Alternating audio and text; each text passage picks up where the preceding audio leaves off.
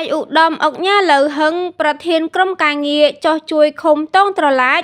បាននាំយកថវិការបស់សម្ដេចតេជោ ហ៊ុនសែនចុះជួយប្រជាពលរដ្ឋជាង500គ្រួសារ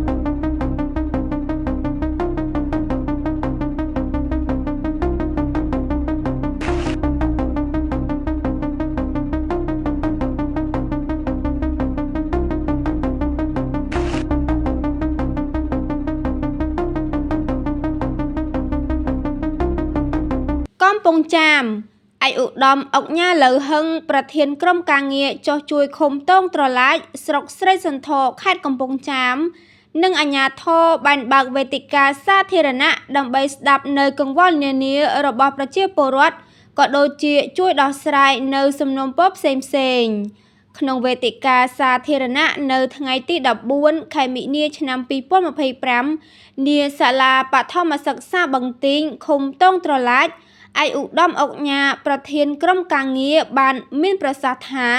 រាជរដ្ឋាភិបាលកម្ពុជាក្រោមការដឹកនាំរបស់គណបក្សប្រជាជនកម្ពុជា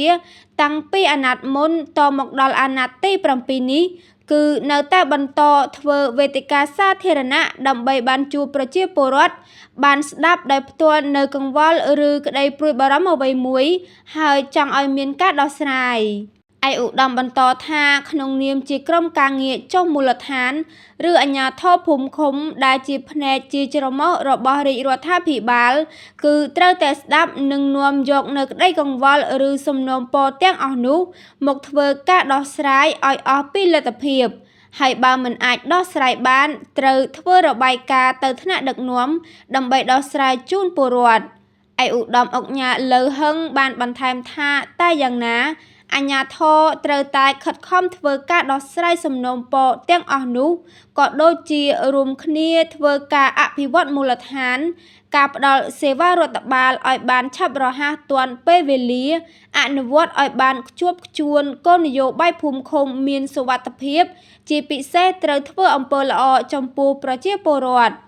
សម្រាប់សំណូមពររបស់ប្រជាពលរដ្ឋនៅក្នុងវេទិកាសាធារណៈនេះគឺផ្ដោតទៅលើការស្នើឲ្យជួយលើការងារសុខាភិបាលសង្គមគិច្ចអប់រំឬបញ្ហាភូមិឃុំមានសុវត្ថិភាពជាដើមជាមួយគ្នានេះពួកគាត់ក៏បានថ្លែងអំណរគុណដល់ឯកឧត្តមឧកញ៉ា ប្រធានក្រុមការងារនិងសហការីដែលបានជួយដោះស្រាយនៅសំណូមពររបស់ពួកគាត់ជាបន្តបន្ទាប់និងទាន់ពេលវេលាផងដែរក្នុងឱកាសនោះប្រធានក្រុមការងារចុះជួយឃុំតងត្រឡាចបានដោះស្រាយនិងបាននាំយកថវិការបស់សម្ដេចតេជោ ហ៊ុនសែនប្រធានគណបក្សប្រជាជនកម្ពុជានិងសម្ដេចគតិប្រិទ្ធបណ្ឌិតប៊ុន រ៉ានី ហ៊ុនសែនប្រធានកាកបាទក្រហមកម្ពុជាផ្ដល់ដល់ប្រជាពលរដ្ឋដែលសំណូមពររួមមានផ្ដល់ថវិកាដល់កុមារកំព្រាកុមារមានជីវភាពខ្វះខាតទិញកង់និងចែកថ្នាំព្យាបាលជំងឺដល់ពលរដ្ឋជាង500គ្រួសារសរុបថវិកាជិត20លានរៀលខណៈឧកញ៉ា ជាលៀងហុងឧបត្ថម្ភម្សៅទឹកដោះគោកូនក្មេងចំនួន15កំប៉ុងឧកញ៉ា អែល សារ៉ុមឧបត្ថម្ភកុំព្យូទ័រចំនួន2គ្រឿងឧបត្ថម្ភថវិកាទិញឯកសណ្ឋានប្រជាការពារ